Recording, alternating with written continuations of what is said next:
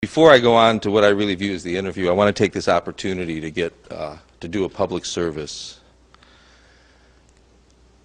because there's this real propaganda blitz that's never ending, that denies that a lot of things have ever happened, denies that there's racism, denies that there's been genocide. I just saw the Wall Street Journal denying that the coup with Pinochet ever happened, and so just for the record on camera, in your opinion, is there racism?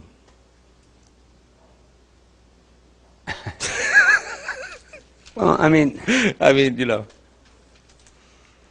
practically speaking, it's not even a question. It's a reality. So the way the world economic structure is ordered, set in motion. A great deal of that is based upon racism. When you look at the exploitation of so-called third world countries or countries of people of color. When you look at what America represents itself, it was racism. So racism is a very integral part of what's going on. Yeah, so it exists at every level. Yeah. Go back and find the numbers.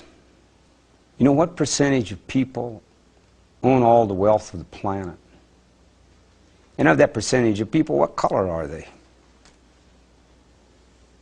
So there's an obvious, and in relationship to the total population, what percentage does that number of people represent?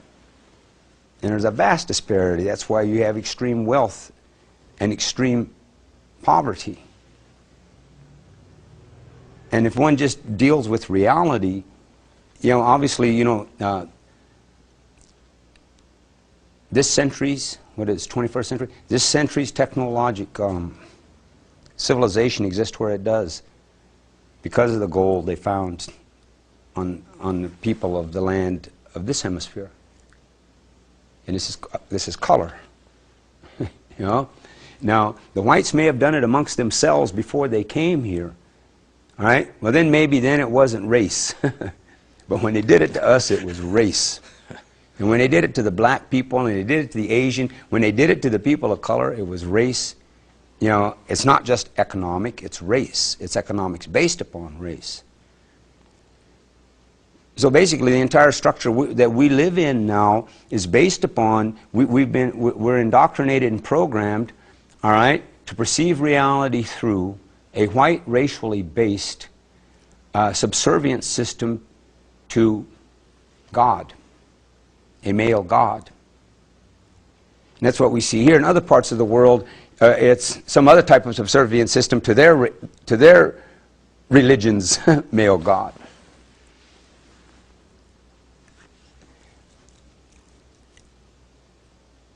And so I think, yeah, race has everything in the world to do with it. It affects everything.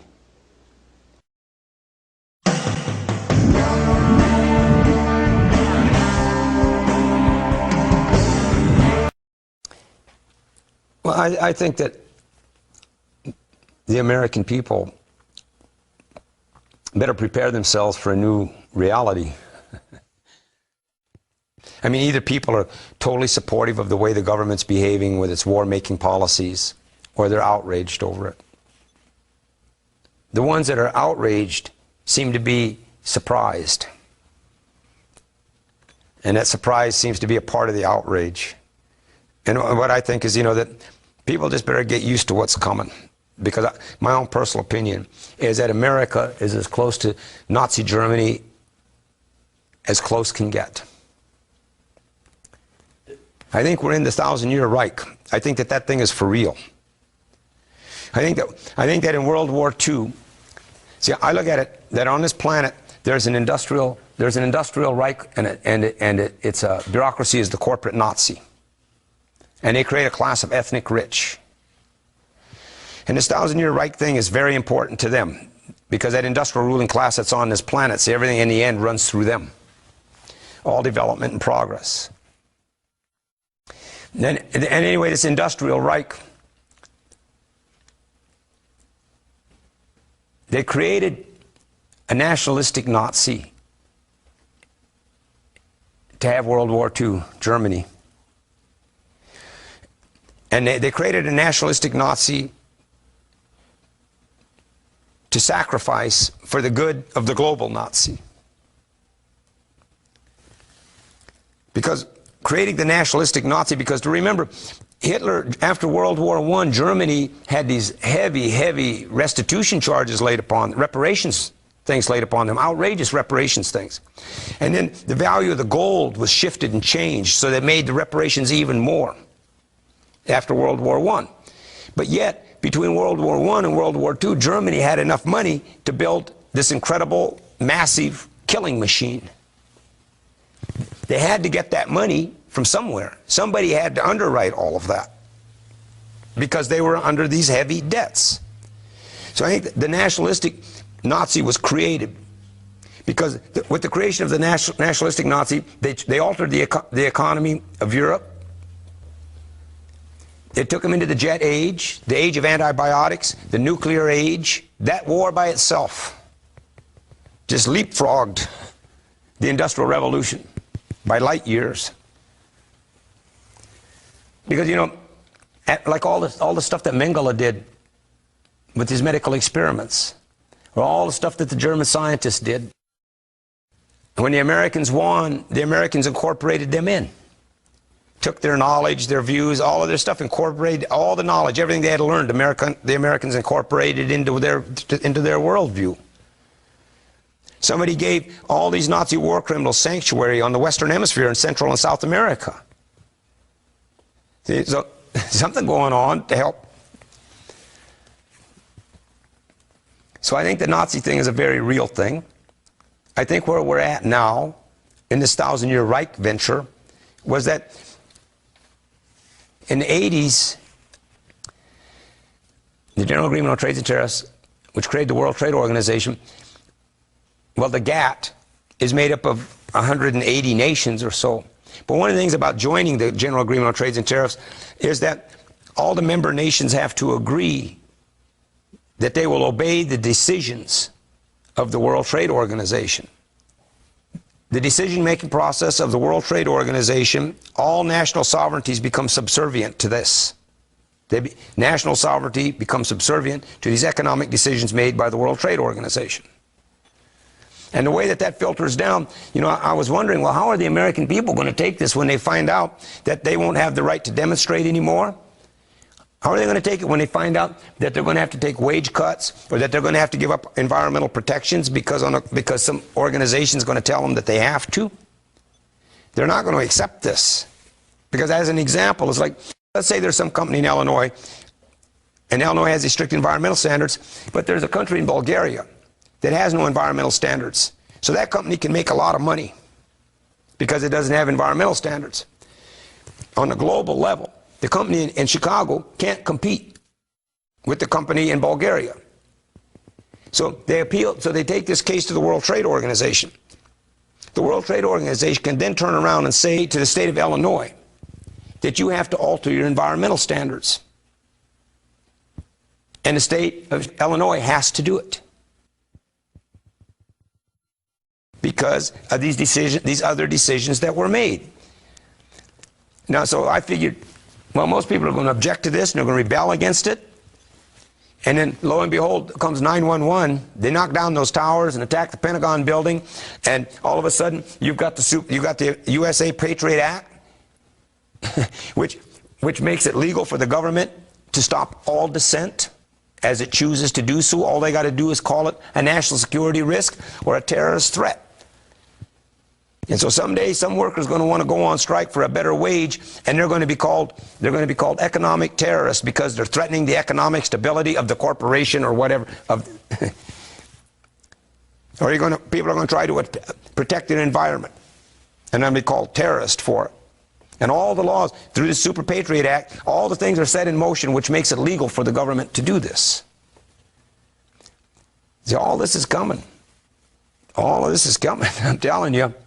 You know, it's like they're going back to the Dark Ages. You know, the Dark Ages, the landlord, the royalty, the thief, the serf, the peasant. Going back to that.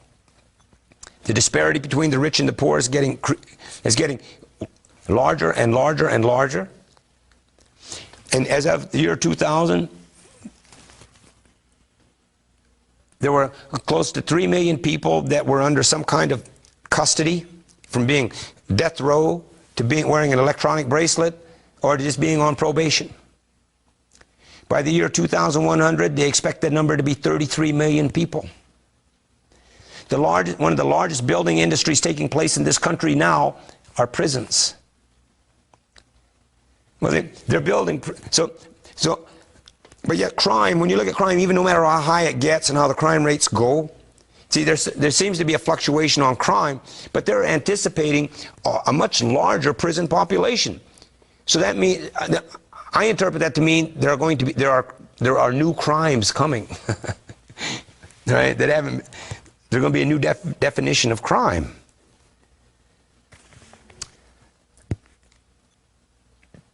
The American people are in for a hard time. See, what the white people of America don't understand is that, see, they were given certain privileges for a couple, 200 or 300 years because their owners, right, their elite needed them. They needed them to number one, conquer the land, conquer the people, conquer the land, and then attack the land, attack the resources of the land, turn it into material, and have a certain productivity. So they needed the white people to do this. So they had to give them certain privileges. But now it's all gone global. They don't need the white people to do this anymore. They don't need them the same way they needed them before. So they're going to take the privileges away now. I mean, it's happening. It's happening all over the place. The job, you know, this is connected to the World Trade Organization. This is connected to the GATT. All the companies that are moving out of the U.S. and they're going over where they can hire people to work for $6 a day instead of paying somebody $15 an hour here and give them health insurance. The way this is all unfolding. So the white people in America are in for a big surprise. See, the majority of the blacks never got out of poverty, the majority of the blacks never made it out. Majority of the Indians never made it out. Majority of the Hispanics never made it out. They just allow enough of a percentage of us to make the so-called middle class thing, so you have a little makeup on. But the whites were allowed to make it out. Now they're going to get put back in. And when it happens to them, they're going to have a very violent, insane reaction to this.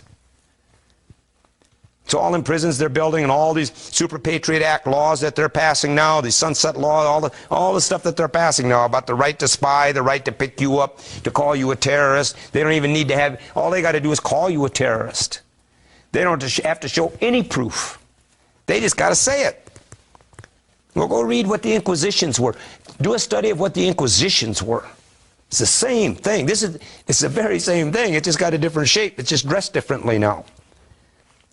If you want to know where you're headed as a society, understand the Middle Ages and the Dark Ages of Europe. And then just make this middle transference about, well, add neon to it. Add neon and rubber wheels and air conditioning to it, right? They're going back to that system. That's where it's headed, in a major way. And the people of America, they just follow whatever promise they want to hear. They just follow whatever promise they want to hear. And so they've got something coming that's they're not ready for. They're not psychologically ready for it. They're not mentally ready for it.